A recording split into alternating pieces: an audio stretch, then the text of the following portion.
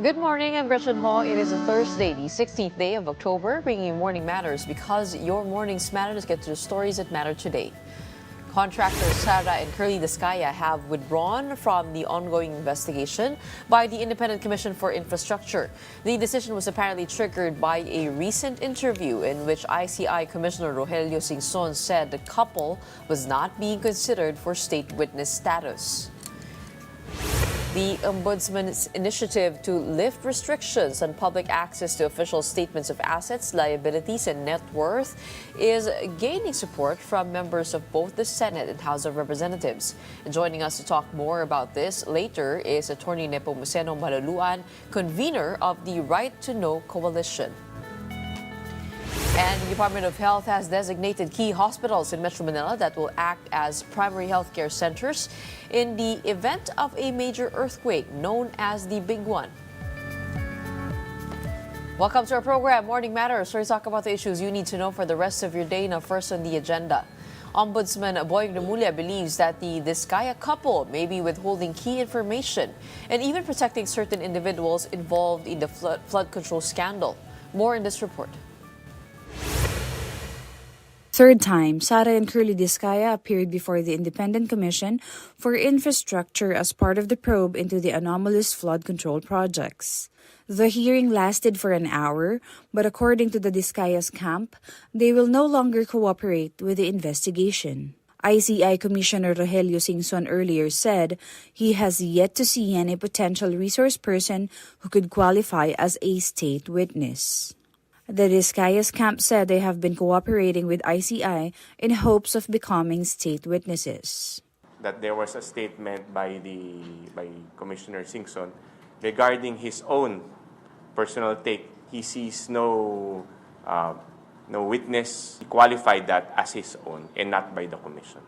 So because of that, they are now saying that they will no longer appear before the commission and cooperate. Ombudsman Boying Remulla told One News Storycon that the Discayas may be withholding information and protecting certain individuals in the flood control scandal. Not out of fear, but out of the belief that they could get away from all of this someday, presumably when the administration changes. He added that he has never seen the couple express fear. Maybe out of political calculation. Wala pa silang nararamdaman fear. I don't see fear in their faces. Parang sinasabi nila, balang araw makakawalan din ako, kaya hindi ko kailangan sabihin lahat.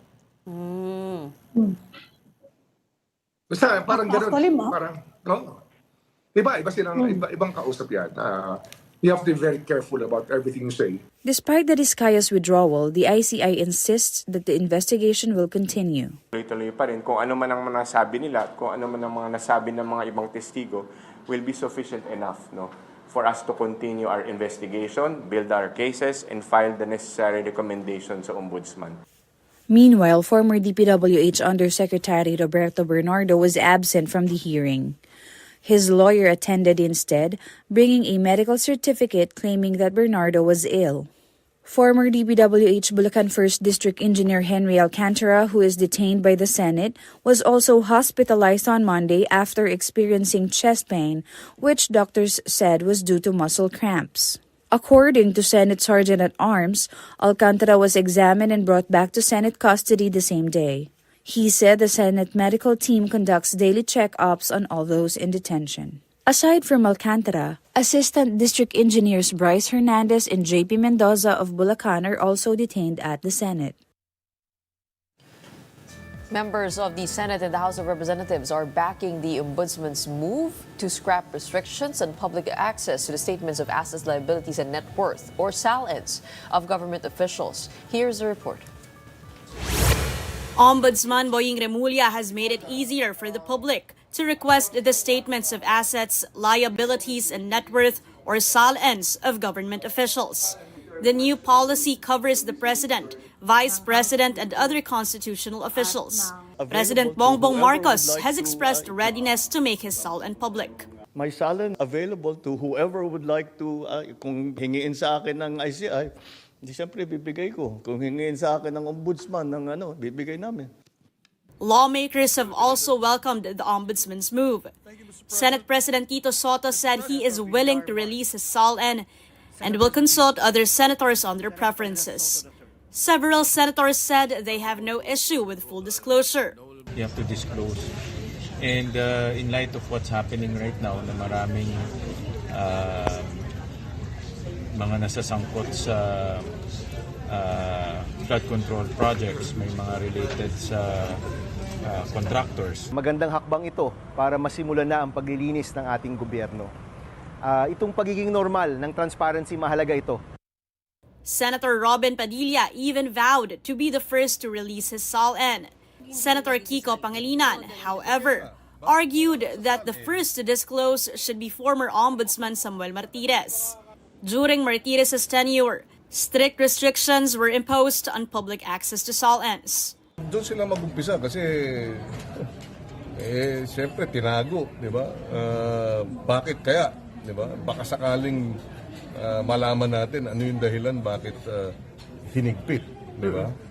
So, but anyway, of course, that's up to the current ombudsman to decide. The Makabayan bloc in the House of Representatives slammed this so-called Martirez policy, calling it a betrayal of the Constitution. They added that the ombudsman should have lifted the restrictions a long time ago. Other members of Congress said they are open to releasing their SALNs but prefer a uniform policy to ensure consistency.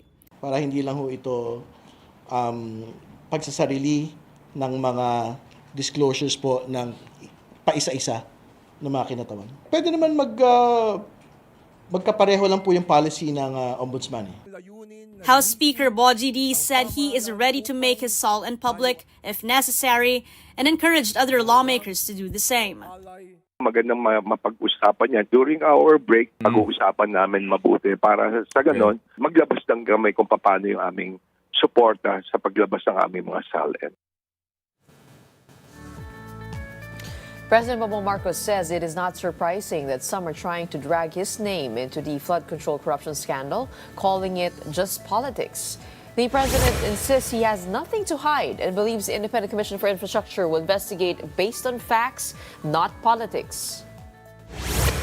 I'm confident that whatever mud might be slung at the administration, that we will be able to show that these are politically motivated and do not actually have any validation in fact. Despite talks of unrest and ongoing protests against corruption, Marcos says he remains confident in his administration's support from various sectors, including the military, but adds that complacency is dangerous.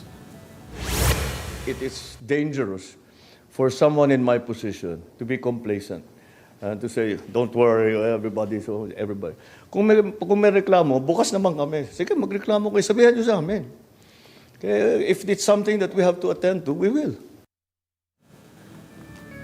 President Bongbong Marcos wants to live stream the bicameral conference committee meetings on the 2026 national budget. Marcos said Senate President Tito Soto and House Speaker Boji D have both agreed to open the bicam to the public through social media live streams. He assured that there will be no longer any small committee involved in finalizing the budget. The move comes after controversy surrounded the 2025 national budget, which was allegedly altered during the bicameral deliberations. I have the agreement of the Senate President and the Speaker na ganun ang gagawin natin. We will live stream the entire process so that if there are questionable, shall we say, insertions or additions or all that, it will also be clear who moved, who made those changes or who proposed those changes so that people will know. Coming right up, Congress is backing the Ombudsman's call to scrap the current limits on public access to the statements of assets, liabilities, and net worth, or SALNs, of officials in government. Stay with us. We'll be speaking with Right to Know Right Now Coalition convener, Attorney Nepomuceno Malaluan. When Morning Matters returns, keep it here.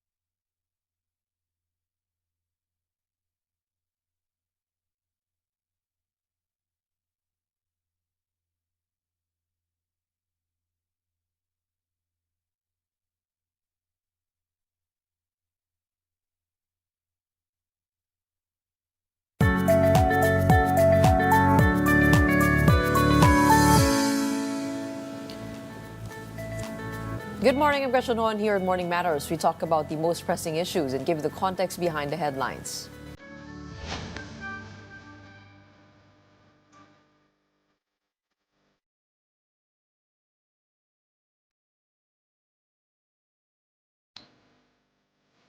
As earlier mentioned, Ombudsman Boying Remulla has reopened public access to statements of assets, liabilities, and net worth, or SALNs, of government officials. The order reverses restrictions imposed by former Ombudsman Samuel Martires during the presidency of Rodrigo Duterte.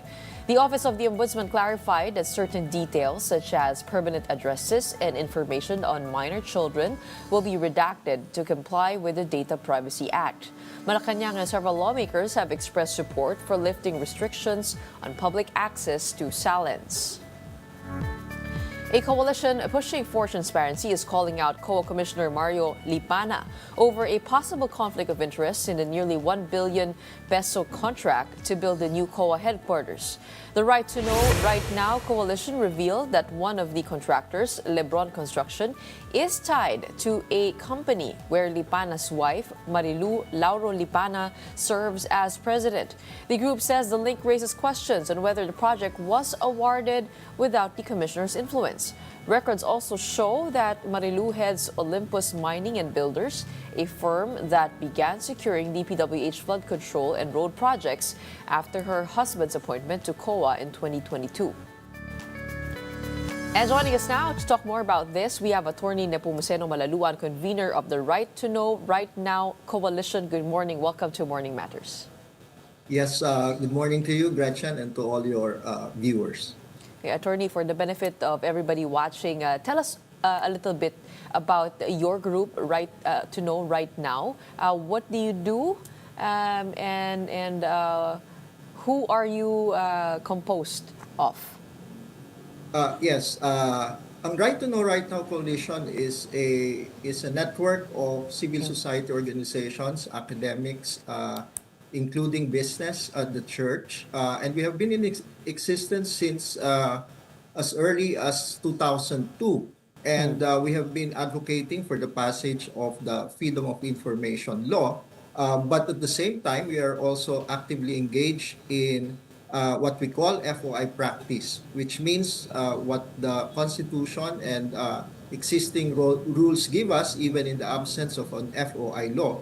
We actively exercise that right by requesting for information and using them in support of our advocacies of our members. The Right to Know Right Now Coalition is co-convened by myself, Ms. Malu Mangahas, and Ms. Joy Chavez.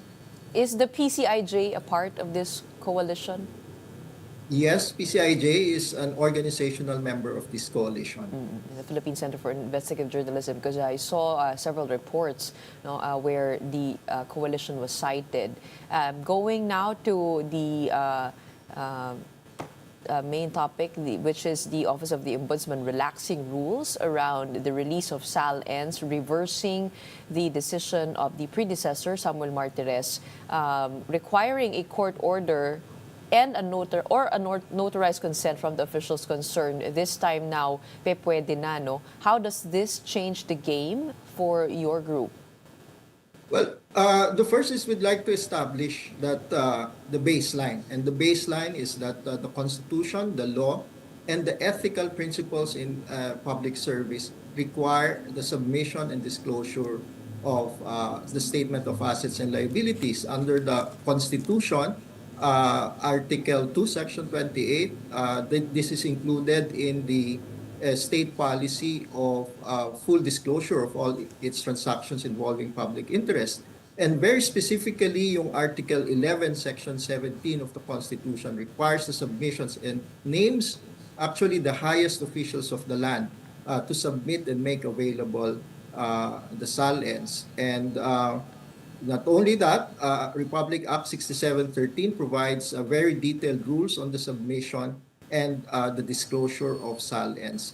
And it is not just a legal requirement. It is based on very clear ethical principles as discussed or deliberated in the CONCOM. Sabi ng mga Constitutional Commission and framers of the Constitution, this is a mandate on the state to be accountable by following a policy of full disclosure. Public officials should make their statements or their SALNs available for public scrutiny and not merely stored in archives. And those who hold the greatest power must lead by example. So based on that, very clearly, the former memorandum circular of former Ombudsman Martires was in clear violation of the Constitution and the law. And for that reason, we welcome the correction made by the newly appointed Ombudsman Rimulya, opening this for public access. However, one point with that is we are apprehensive of some of the procedural constraints that are still imposed under these new guidelines. Which I would like to talk about. This has its caveats. In particular, there is a need for journalists to submit a copy of their report within 5 days of publication to the Office of the Ombudsman. At pwedeng pagbawalan if used for commercial purposes, linked to a pending case to influence or harass others. It is contrary to law, morals, or public policy, and tied to extortion or security threats. What will be the challenge with that? Well, the first hurdle is unlike in an ordinary FOI request that you can submit online and just put a signed request. Ito you have to go personally and place your request under oath before an ombudsman officer. So, Gretchen, you cannot just simply request it. You have to go there personally and place your request under oath. And then, as you mentioned, maraming possible grounds for denial that is not found in the law, but they may be very widely or discretionarily imposed.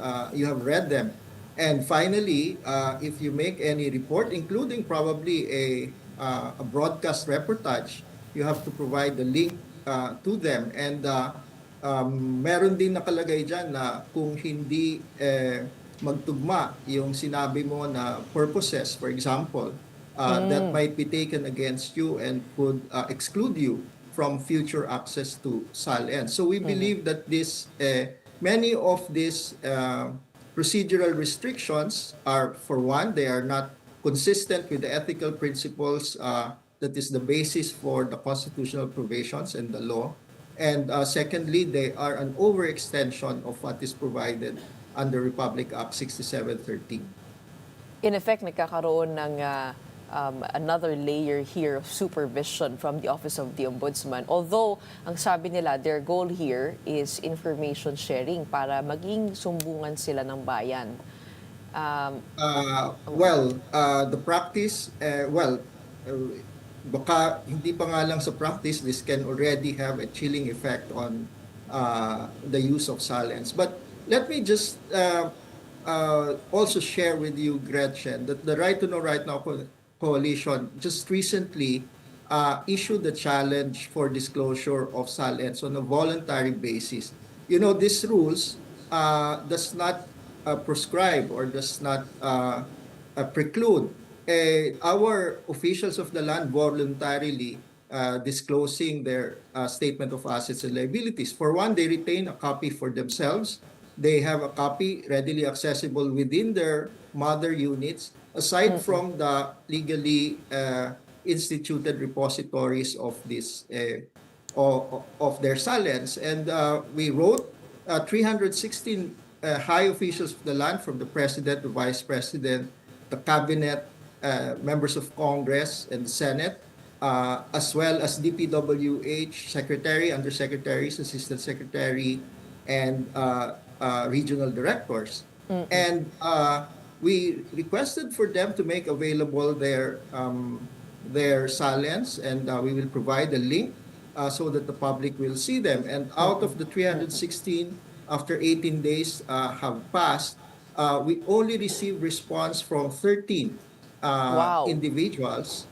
And of those responses, only 5 members of Congress provided the information. So that's 4.1% response, of which of total 1.6% were positive response. And to us, this is indicative of you know, the ethical principles behind or underlying silence requirement having not been really internalized in the public service. And we really link this with what is happening now in the country. Our leaders of the land are not prepared to meet the requirements of accountability in public service through such a demonstration of the commitment, Gretchen.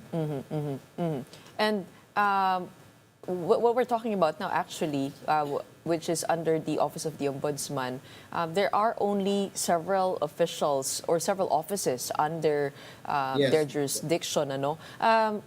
Tama ba na ang sakop lang nito ay ang presidente, ang vice-presidente at constitutional officials, which includes COA, which includes ano pa ba yung COMELEC, tama po ba? Yes, that's correct. Ang Supreme Court hindi po Hindi kasama. Ang Supreme Court is its own custodian of its silence. Senate and the House are its own custodian. And for the lower rank, for the cabinet members, it is the Office of the President. And for lower ranking officials, it is the Civil Service Commission. So those are different hurdles altogether. Right now, the matters of privacy and data privacy, in our experience, is being used quite extensively as an imposition for the disclosure of some of this. So the silence has been in existence since the 1987 Constitution and after passage of RA 6713. But in practice, and like many other practices, including for this infrastructure mess where there are so many legal safeguards from in the entire budget cycle, are all distorted in practice. So, hawak-hawak lang po na salin nitong Office of the Ombudsman, bukod nga sa President, Vice President, we have the Civil Service Commission, we have the Commission on Audit. And their own. And their own. And their own, yeah. Commission on Elections, Commission on Human Rights, Office of the Ombudsman, Commission on Appointments, and Judicial and Bar Council. Tama po ba? Yun lang po. Yes, under RA 6713, it provides for the various repositories of assets and liabilities. For example, President, Vice President, constitutional officials, and the National Office of the Ombudsman, yung senators and congressmen with the secretaries of the Senate and the House of Representatives respectively, justices with the clerk of court of the Supreme Court, judges with the court administrator, and so on. Regional and local officials, employees of elected officials are with the deputy ombudsman and their respective regions. So there are other officials that are with the deputy ombudsman at the regional level. Kaya po pala nagre-rejoice po ating mga senador at congressmen dahil sa hindi sila sakop nito. Pero tell us a little bit about your group's experience on getting silence. Kung hindi po pala sakop ng Office of the Ombudsman, itong Senado at itong Congress at yung iba pang mga offices, Office of the local officials, etc. How difficult has it been to get silence released by the other silent custodians that you mentioned? Well, mahirap kumuha ng mga silence. If I recall correctly, sa Kongreso ay the standard of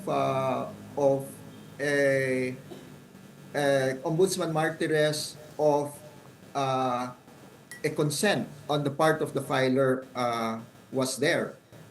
In fact, the rules in the Supreme Court, historically, I know that there have been requests and memoranda filed with the Supreme Court, and there are also procedural restrictions similar to this. And of course, the memorandum of Ombudsman Martires has completely blocked the access to.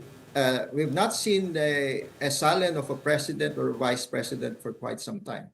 Oo, pero yung Senado, did they follow suit? Kasi iba po ito di ba? Yung Secretary of the Senate ang may hawak po ng mga SALN. Ginaya po ba nila yung kalakaran doon ng ombudsman? Well, no, not.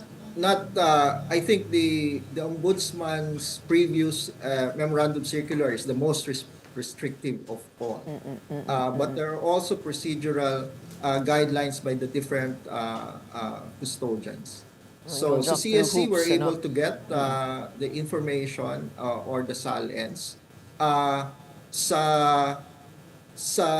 In truth, we will be testing again now because we are launching a SALN tracker.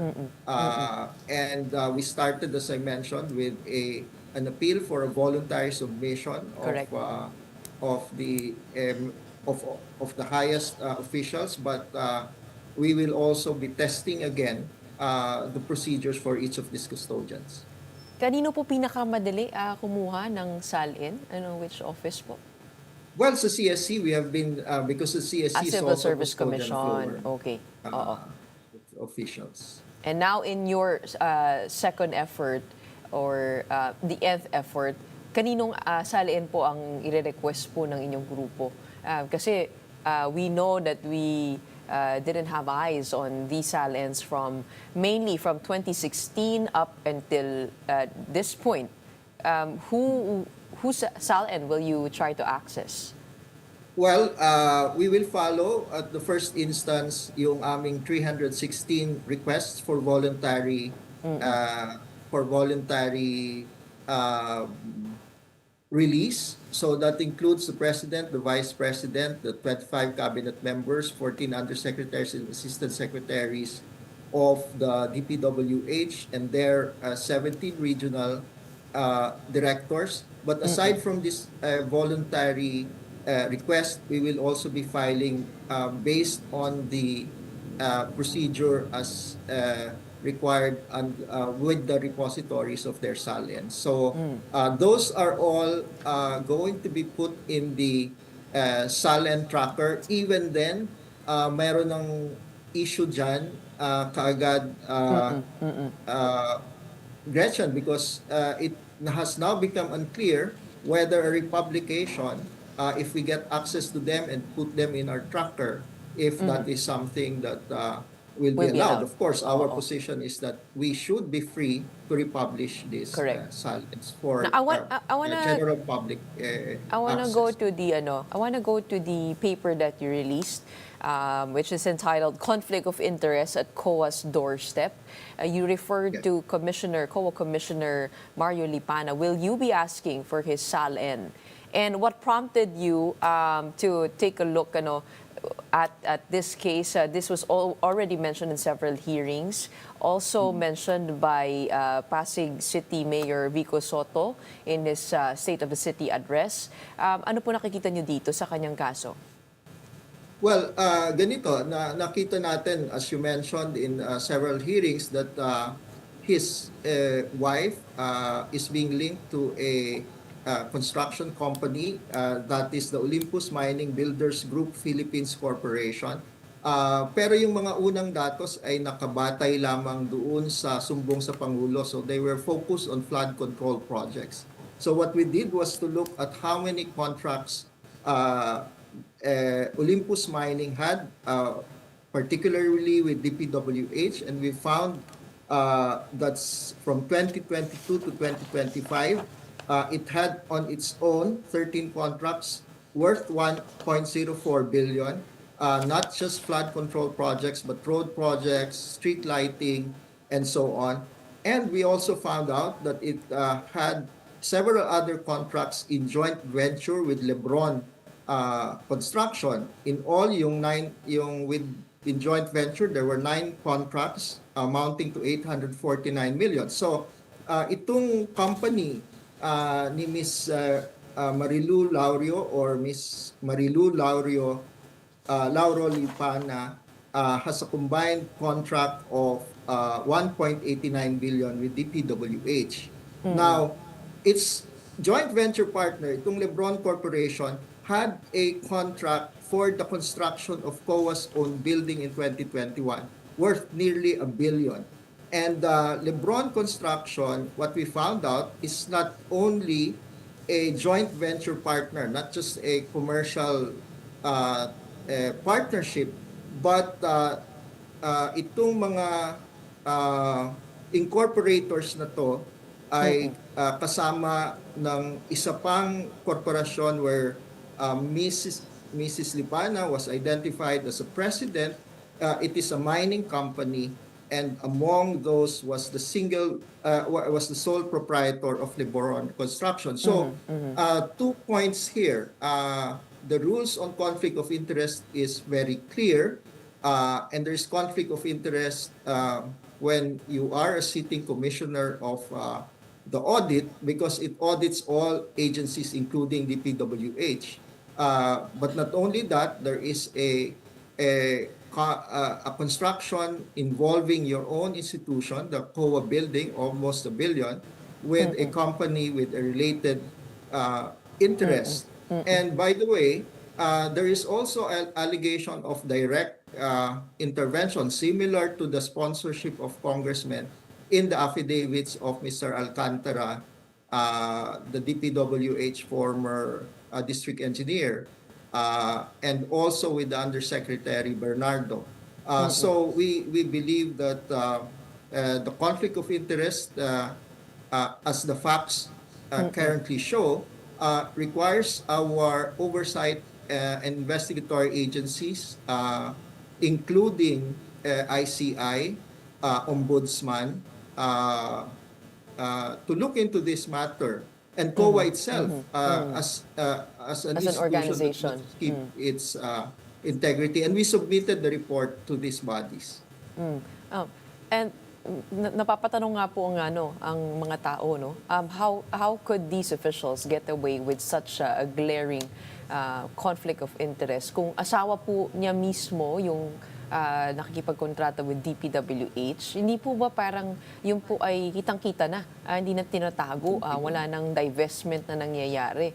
And so by the mere facts here that you just mentioned, ito po ay violation of law, clear violation of law already, and is it solid enough to bring before the Ombudsman and also Congress, because the commissioner is an impeachable official, right? Yes, that is correct. And so now we have a system, Gretchen, the tragedy of all of this is that the system of accountability at all levels of the budget cycle, from budget preparation, authorization or appropriation, execution in the procurement and so on, and accountability with COA are all compromised. And so, in truth, saan tayo pupunta? You will have an investigation, an impeachment process by pardon being direct about it, also a tainted Congress. So will you try to get the SALN of the commissioner and Yes. also the other politicians that are linked to construction companies? Medyo malaki na yung workload natin din, Gretchen, because continuing, that report that you mentioned is already the 5th of a series. There's a 6th, actually, a companion study to this, and we're still doing these researches along with, dun muna tayo sa 316, but of course, yung constitutional commissions, in light of this report that we produced, we will also ask for their silence. So have you submitted this report to the Office of the Ombudsman already? You, kay Yes, Commissioner we Lipana? submitted it to the ICI. We submitted Okay. it to the Commission on Audit itself, to the Office of the Ombudsman, we also submitted this to the Securities and Exchange Commission because some of these are corporate entities making submissions to the SEC. At sa totoo lang, yung SEC ay napakahirap kumuha ng dokumento, ang mahal. Dun lang sa articles of incorporation at doing research like this, sometimes you need to look at various corporation. Yun palang articles of incorporation, I think it's 1,200 pesos to get access to that.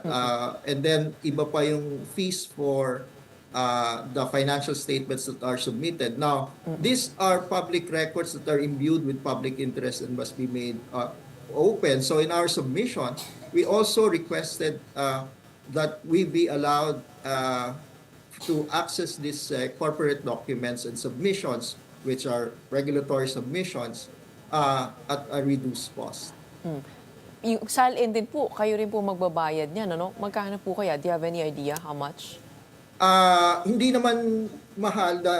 They follow usually the reimbursement for the cost of reproduction. And sometimes digital copies are also provided.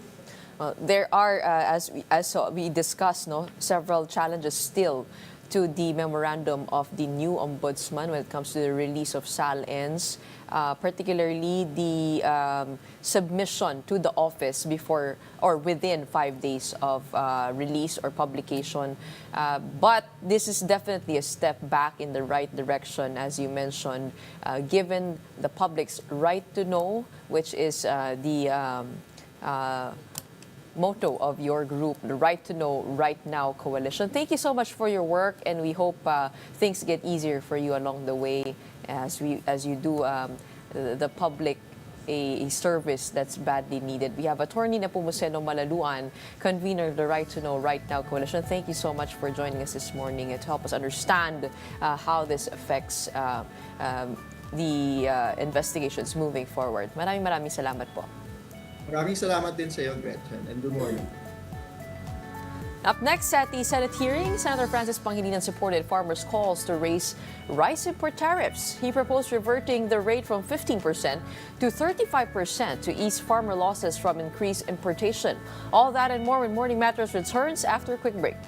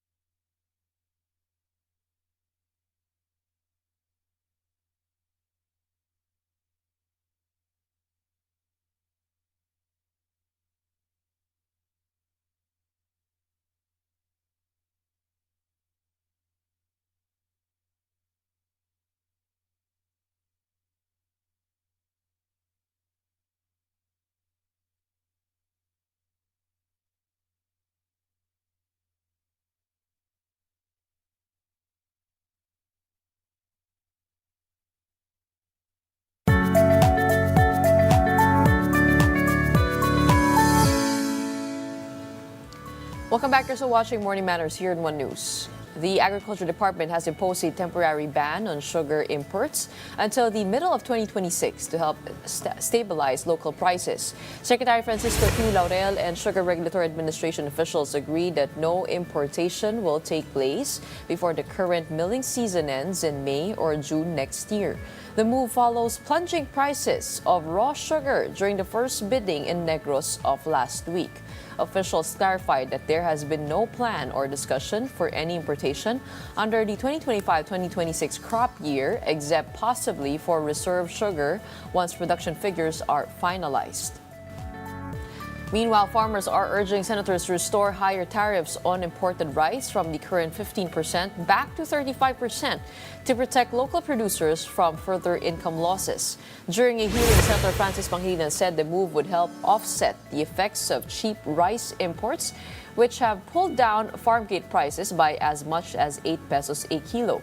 Farmer groups from Nueva Ecija and Occidental Mindoro blamed the government's lower tariff policy in rising imports for weakening the local rice industry.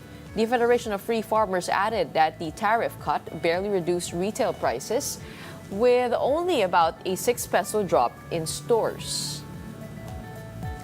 To talk to us more about these developments, we have Raul Montemayor, National Manager of the Federation of Free Farmers Cooperatives. Magandang umaga po sa inyo. Welcome back. Yes, good morning, Gretchen, and good morning din sa lahat ng nakikinig. Okay, una-una ho, ano po ang naging epekto nitong lower tariff policy po ng gobyerno po natin sa ating mga farmers? Nakita nga po natin, you are requesting to somehow raise that tariff back up from 15 to 35%. Help us understand. In fact, it started at 50. They brought it down to 35. And then in July last year, they brought it down to 15. No? The intention was good because at that time, the import prices were shooting up. And in the process, nagmahal masyado yung bigas. Umabot pa ng almost 60 pesos per kilo in some cases. So they put the tariff to 15%. But after they did that, international prices started to go down very fast. No? So ang nangyari, between July 2024 and now, nagkaroon ng over-importation at the low tariff of 15% and very, very cheap imports. No? And that brought palay prices down at the time that farmers were harvesting, up to now. Okay, so magkano na po ba ang ngayon? Ang bigas po ngayon? According to the PSA, yung well-milled rice is around 50 pesos per kilo. Well-milled. At the peak of the price spike, it was about 56. Kaya sinasabi namin, bumaba naman siya ng 6 pesos. No? But when we reviewed the import prices, at the peak, it was coming in at about 45 pesos per kilo, imported. Bayad na yung taripa. Now it's down to about 26 pesos per kilo. Now, so, a 19 peso reduction in import prices. Putting pressure down on palay prices. No? Pero ang sinasabi namin, doon sa 19 pesos na natipid ng mga importer, bakit 6 pesos lang ang binaba sa retail? No? So we're telling them, it's the traders in between who are benefiting from that tariff reduction. Kukunti lang napupunta sa consumer. And then ngayon, nadadamay pa yung mga farmer in terms of palay prices. No? That's why we have been pushing the government to, at the very least, bring it back to 35% because apparently the import ban is not working in terms of propping up palay prices. Oo. Ano po kaya yung nag-cost nitong 19 peso reduction in world prices? Kasi nung late 2023 and 2024, I remember nagkaroon ng El Nino nan eh. No? So there was a lot of speculation na magkakahirapan sa supply internationally. And there was a time that even India banned its exports of rice. India is the biggest exporter of rice in the world. No? So nagkaroon ng speculation sa world market. There was a time when the import prices went up as high as $700 per ton. Ngayon, ang import prices from Vietnam, 350 na lang, 340. Almost half of what it was when there was a price spike. So, bumaba yung presyo ng international. Then, binabaan pa yung taripa.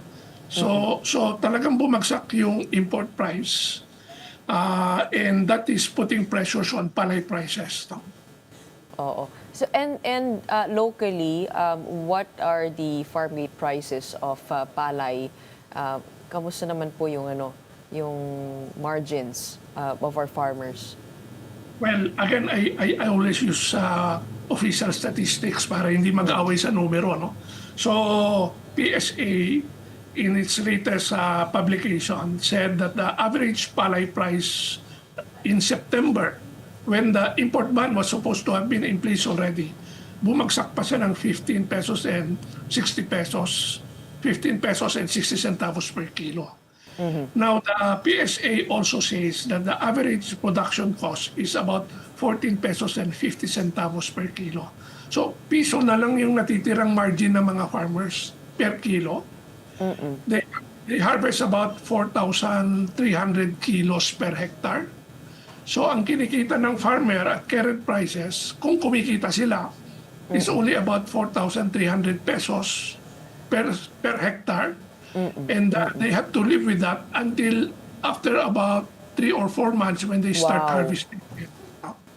Ayan yun sa mga kumikita ng konti, pero marami yung lugi na talaga kasi their cost of production is even higher than 1450. Okay. So given the increased supply of rice, dapat ibalik ito sa, tama po ba, 35% po ba ang nire-request po ninyo? Kasi ang basa namin when they imposed the import ban, they said this will help prop up prices. Pero hindi nangyari. Bakit? I think traders are thinking na although there are no imports coming in now, when the import ban is lifted, then the imports will start to flood the market again at 15% tariff. They have to contend with that a few months from now.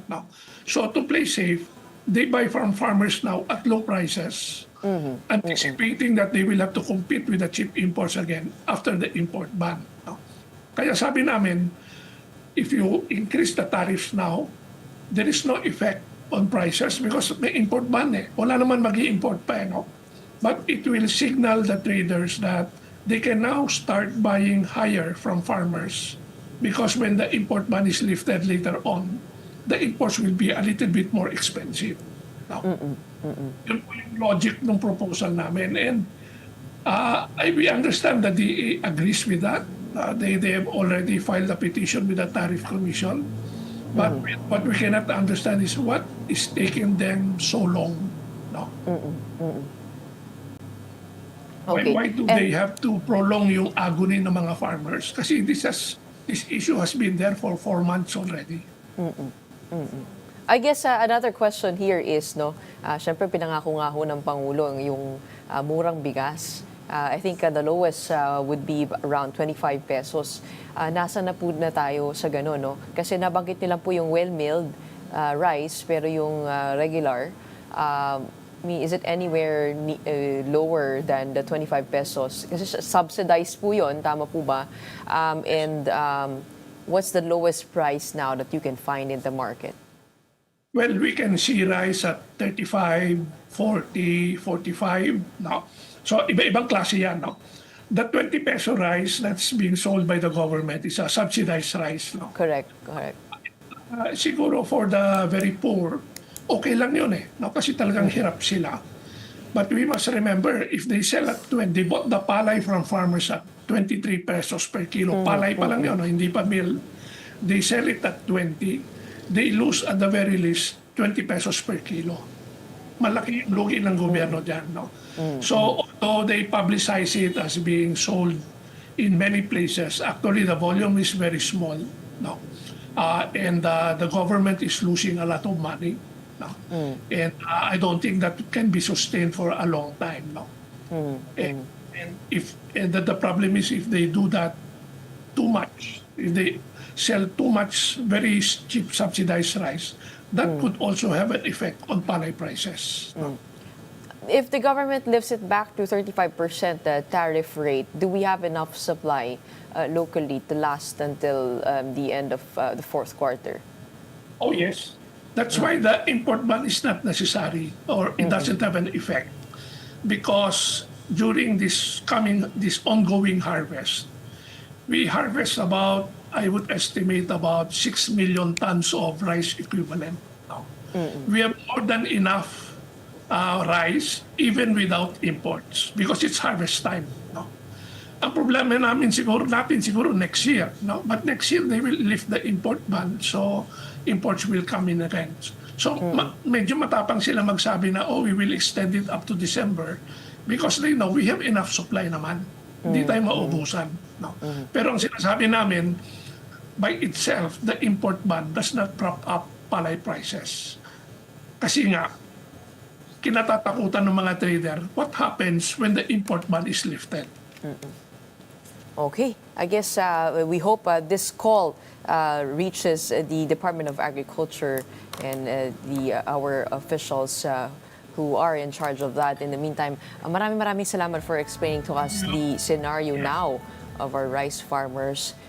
We hope this gets solved in the soonest possible time. Maraming salamat, Raul Montemayor, National Manager of the Federation of Free Farmers Cooperatives. You'll get there. The Department of Health has identified key hospitals that will serve as primary healthcare centers in Metro Manila in the event of a major earthquake or the so-called big one. In the northern quadrant, which includes Caloocan, Quezon City, Valenzuela, San Juan, and Mandaluyong, the Lung Center of the Philippines, National Kidney and Transplant Institute, East Avenue Medical Center, and Philippine Heart Center were named as lead facilities. They will be supported by the Philippine Children's Medical Center, Philippine Orthopedic Center, and Dr. Jose M. Rodriguez Memorial Hospital and Sanitarium. The Eastern Quadrant, covering Marikina and Pasig, will rely on the Ambang Rodriguez Memorial Medical Center and the Rizal Medical Center. As for the Western Quadrant, which includes Manila, Malabon, and Navotas, the Tondo Medical Center will serve as the main facility, supported by Jose R. Reyes Memorial Medical Center, San Lazaro Hospital, and the National Center for Mental Health. For the Southern Quadrant, encompassing Las Piñas, Makati, Muntinlupa, Parañaque, Taguig, Pateros, and Pasay, the Research Institute for Tropical Medicine and Las Piñas General Hospital and Satellite Trauma Center have been designated to lead the response. Don't go away. More matters to discuss after a quick break. Keep it here on One News.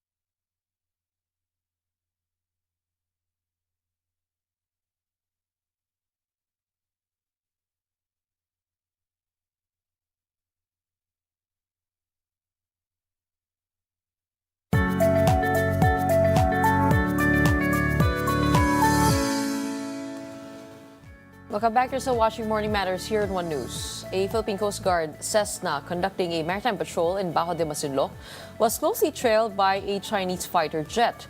The aerial inspection aimed to investigate a mysterious structure spotted in the shoal, just 44 nautical miles west of Zambales. Despite the tense encounter, the PCG successfully confirmed the presence of the unexplained structure. However, it remains unclear what the structure is made of, when it was built, or what its purpose might be. Patrols are set to resume in the coming days to gather more information on the unidentified structure. It is important for us to continuously monitor itong activities ng Chinese government. Dahil wala naman tayong intensyong masama. We are conducting our patrol in accordance to our sovereignty, and this airspace belongs to the Filipino people. The Philippines will resume its e-visa program for Chinese nationals starting November. That's according to the Philippine Embassy in Beijing. The system allows Chinese tourists and business travelers to apply for visas online for short stays of up to 14 days, provided they enter through NAIA in Manila or the Mactan Cebu International Airport. Philippine Ambassador Jaime Flor Cruz said the rollout is part of efforts to boost tourism and trade as the two countries mark 50 years of diplomatic relations. The Department of Foreign Affairs and VFS Global will manage the e-visa system, which was first tested in 2023 to make consular services faster and more accessible. The Bureau of Customs is reaching out to U.S. authorities and American businesses after U.S. State Department report highlighted alleged corruption within the agency. Commissioner Ariel Nepomuceno said the Bureau has contacted the U.S. Embassy and the American Chamber of Commerce of the Philippines to discuss the findings. The report cited bribery and inconsistent customs fees as obstacles for foreign companies operating in the Philippines, with several U.S. businesses reportedly asked to pay unofficial charges. Nepomuceno said the BOC has implemented reforms to strengthen transparency, including strict enforcement of its no-take policy and rules preventing conflicts of interest among staff. The Independent Commission for Infrastructure, or ICI, officially begins its asset recovery efforts today. And for details on that, we have mobile journalist Arles de los Santos. Arles, una-una, nasan ka ngayon? At ano nga asahan natin dito sa asset recovery? Magandang umaga, Gretchen. Nandito tayo ngayon sa Independent Commission for Infrastructure o ICI dito sa Taguig City, kung saan nga ngayong araw ay isasagawa ang asset recovery meeting ng ICI para nga masiguro ang pagbabalik at pag-akuha ng mga umano'y nakulimbat ng mga pera ng taong bayan kaugnay ng mga maanomalyang flood control projects ng pamahalaan. Kasama siyempre ang iba't ibang mga sangay ng pamahalaan na ang ilan sa mga kinatuwa nito ay nandito na. Kasama dyan ang Philippine Competition Commission, AMLA, SEC, BIR, DOJ, LTO, BOC, COA at iba pa ng mga sangay ng ating pamahalaan. At ang nais nga nila ay mapag-usapan kung paano mas mapapabilis ang pag-recover ng mga asset ng mga at ma-freeze ang mga pag-aari nitong mga na-konekta sa mga maanomalyang flood control projects ng pamahalaan. Kung matatandaan natin, nabanggit ni DPWH Secretary Vince Dizon na nasa 1,600 bank accounts na ang kasalukuyang naka-freeze at nagkakahalaga yan ng 4 billion pesos at maaari pa raw na tumaas ang halaga na yan at dumami pa ang mga accounts na na-freeze sa mga paparating pang araw. Okay.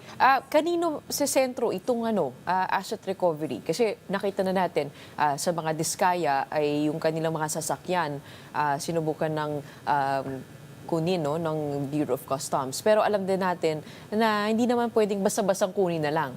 Ano yung mga dokumentong kinakailangan na maikalap ng mga grupong nandyan sa ICI ngayon? At sino yung sakop nitong asset recovery? Kasama ba dyan ang mga congressman, ang mga senador na nabanggit sa mga hearing? So far, Gretchen, syempre isa sa mga pinakasusi kung paano nga ba ma-recover itong mga ari-arian ng mga nasasangkot sa flood control scandal ay syempre kung ano nga bang naging sistema at pagpasok at paglabas ng pera sa kanilang mga bangko. So kasama natin ngayon dito ang Anti-Money Laundering Council at bukod pa dyan, yung mga personalidad naman na maaaring maging sentro nito ay yung mga nauna ng ipinatawag ng komisyon kagaya na lamang nila Bryce Hernandez at Henry Alcantara. Kumpirmahin natin ang impormasyon kung kasama ba sa mga nais ma-recover ng asset o mga ari-arian ay yung mga ating mga congressman at senador na ang ilan sa mga ito ay pumisita na rin dito sa ICI. Kasama na dyan si dating Senate President Jesus Escudero, maging si dating House Speaker Martin Romualdez at ang iba pa ng mga personalidad na maaaring ipatawag. Gayon din si dating DPWH Undersecretary Roberto Permato. Sa aking pagkakaalala, may recommendation to freeze their bank accounts sa mga senador. Am I correct in that? And what's the status?